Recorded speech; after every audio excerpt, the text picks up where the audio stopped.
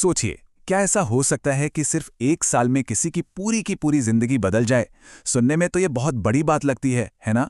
लेकिन श्री प्रेमानंद महाराज जी के हिसाब से ये बिल्कुल मुमकिन है। तो चलिए आज उनकी इसी शक्तिशाली सलाह को समझने की कोशिश करते हैं कि आखिर ये काम कैसे करती है। और ये वादा देखिए अपने आप में कितना पावरफुल है। एक साल में आप बदल जाओगे। हम यहाँ कोई छोटे मोटे सुधार की बात नहीं कर रहे हैं, बल्कि एक पूरे ट्रांसफॉर्मेशन की, एक संपूर्ण परिवर्तन की। तो सवाल ये उठता है कि भाई ये होगा कैसे, कैसे मुमकिन है? तो यहाँ पे टाइम फ्रेम एकदम साफ बताया गया है, सिर्फ एक साल। मतलब ये एक ऐसा वक्त है जिसमें अगर लगातार कोशिश की जाए तो असली दिखने वाले बदलाव आ सकते हैं। तो फिर इस एक साल के संकल्प के पीछे आखिर राज क्या है? तो इस पूरे बदलाव की कह सकते हैं नींव क्या है? देखिए, ये किसी एक जादुई छड़ी पर नहीं टिका है, बल्कि इसकी बुनियाद है शक्ति के दो मजबूत स्तंभ।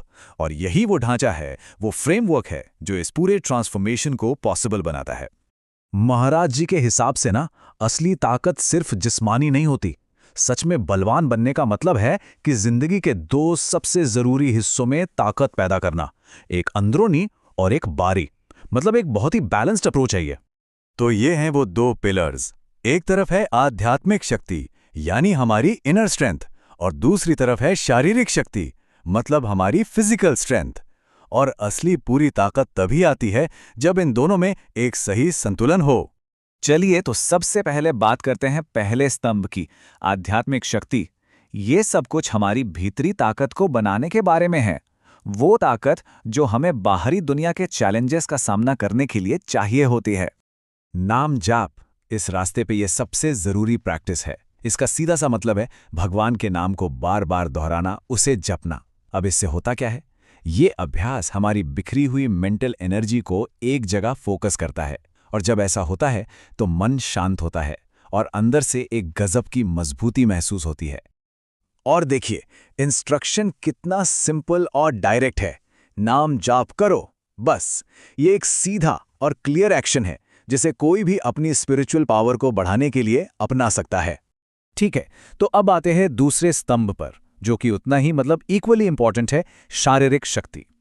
इसमें हम उन प्रैक्टिकल कदमों पर फोकस करेंगे जिनसे बाहरी ताकत और सेहत बनती है।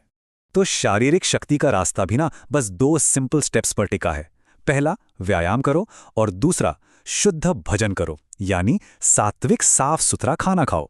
देखिए, शुद्ध भोजन शरीर को सही फ्यूल देता है, और व्यायाम उस फ्यूल को ताकत और स्टैमिना में बदल देता है।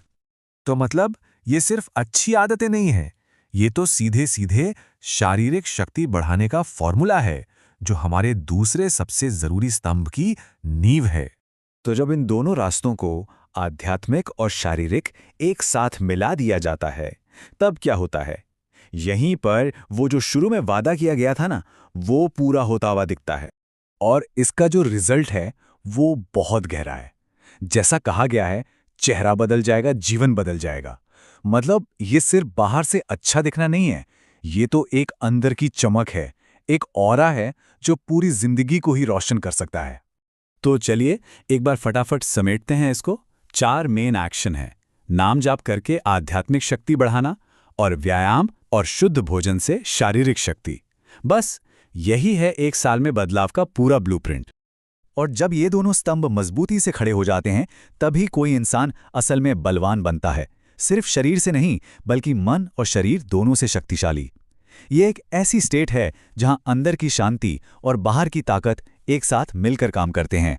और आखिर में ये पूरी बात हमें एक बहुत ही जरूरी सवाल पर लाके छोड़ देती है।